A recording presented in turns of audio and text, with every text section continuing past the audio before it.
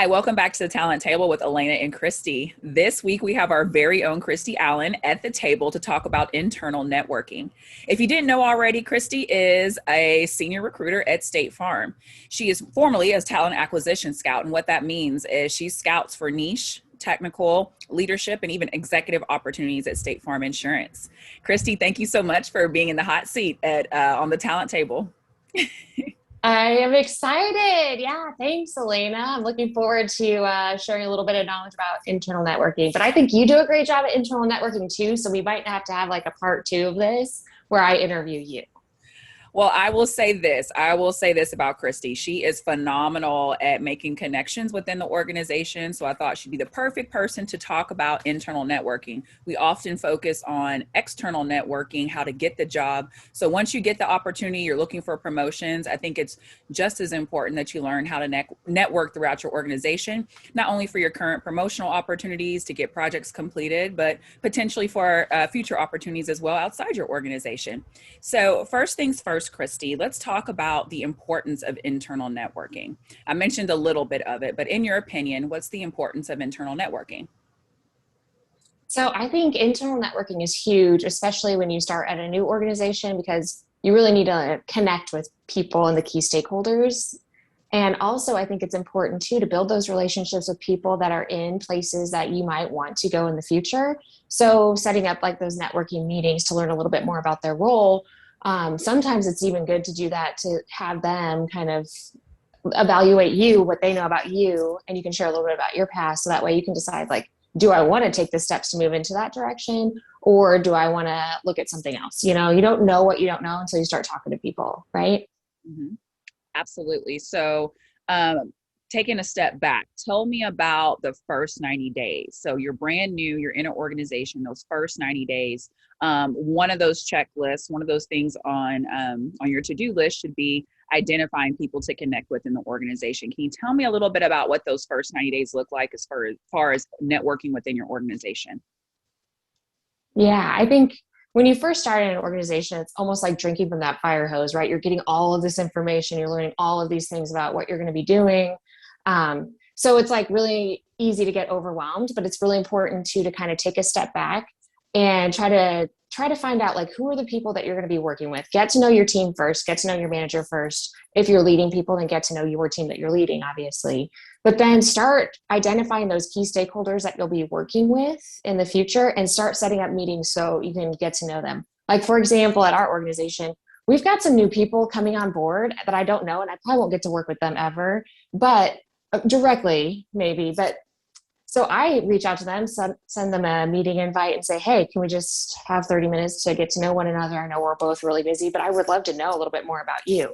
So I think that things like that, taking those steps is really huge, because if you don't get to interact with someone on a regular basis, you might not know what kind of skills that they have, what experiences they have that you do when you talk about things. Network is all about like connection and learning more about people. And so it's really important for you to, especially as you're getting into a new role, try to meet with as many people that will be inputs to your position where you're starting. And then also ask people, like, who else should I connect with? If it's not you, who else? Or if it is you, who else would you suggest that I reach out to and meet with really informally, just to get to know them? What do you think about that, Elena? I agree. So when we first come in the first 90 days, what I think is, like you said, it's like a fire hose, is really get a lay of the land. I know you want to get points on the board fast, but I think it's important to kind of take a step back, observe how things operate within the organization, observe how your role fits into everything in the big picture. I think sometimes, especially in very large organizations, we get kind of focused on, our individual metrics, our individual contributions to our department. But I think it's important how your role supports the bigger picture, and really understand that, and how your organization works, understand really who your customer is, understand who your clients are. It reminds me of when I was in agency recruiting and we would have outside agents. And what I did first is I would go out and talk to the agents, because I really wanted to understand who we were supporting, and really what our mission was and what it was all about and how my role ties into that. So I think those first conversations in the first 90 days, not so much tied around your development in a sense of moving up and into new positions, but really in a sense of learning more about the organization. So that's my advice in the first 90 days. But so I think you do this well too. So you have a project, you're interested in a new career. How do you identify who those key partners are, as you describe them, or those stakeholders, to make those introduce yourself to, or make sure you have those meetings with? Yeah, I think that there's no real formula to that. My personal opinion, I think what I do is I try to think about the people that I do know that are connected to maybe some work that I'm interested in learning more about, and then start there, ask questions, set up a meeting, share some details about, these are things I'm interested in developing into in the future. Can you just kind of give me your background, help me understand what are the things that you would suggest that I look into and do to help get some development or experience in that area? That is really interesting too, because I think that's one of those situations where it like branches out. And so then you'll meet other people that are connected to this work. Or I'll just give you an example. When I started at the organization that I'm at now, my goal was to really try to figure out how could I get into a different role at my organization? What were the steps I needed to take? Because I don't think if you're not taking control of your development, then no one else is. So one of the people that I met early on in my career has also moved around into different positions. So just staying connected with those people, trying to make sure you're having those regular updates or regular touch points with your network internally, just to keep those relationships somewhat fresh and alive. It's really easy to get lost in the day-to-day. But that is really good too, because as others move around into different roles, you can still learn a little bit more about the organization, about the work that they're doing, things you might be interested in doing in the future. It's not just reaching out and getting from that person. It's a mutual beneficial relationship, right? You're giving them information, you're helping them understand like what's going on in your world today and learning about what's going on in their world today. And there's a lot of times that there's so many connections too that you would never know if we were just heads down doing work all the time. Absolutely. Good. And something I like that you said that, and something else that I would add to that is when you have certain projects and things at your organization, reach across the aisle and try to see if you can collaborate with others. And if there are functions like in technology or functions in other various business functions at your organization, when you are speaking with those key stakeholders or partners, right? People that you're networking with, make sure you're like, hey, how can I support you? Have those conversations on how you can support that particular person with work or an effort that they're working on in their business area. That really helps with your development, but it also helps build that relationship as well. So just something to think about. Yeah. Mm-hmm. And then, so Christie, any last tips or ways people can feel more comfortable reaching out? Because I know sometimes it can be intimidating, but so what are those first steps? We talked about getting a lay of the land. We talked about your potential development plan, but how do you take those first steps and kind of get over the nerves, I guess, to reach out to folks across the organization? I think I must be desensitized by now being a recruiter, because we reach out to people all the time, like on a cold basis. Like I'll just shoot somebody a note, and say, I'm really excited about this, and this. Your background's really impressive. Can we get on a call? And I kind of take that same approach with networking. And I will say too, that you and I had a conversation a couple months back, not related to videos or work or anything, but just more along the lines of like, these are things we should be thinking about doing just to keep some like freshness to our job, right? So you said, hey, reach out to somebody you worked with over the summer. Like you would never have worked with that person before or have any connection points with someone like that in that particular role, but they might be open to a mentoring relationship or a networking conversation.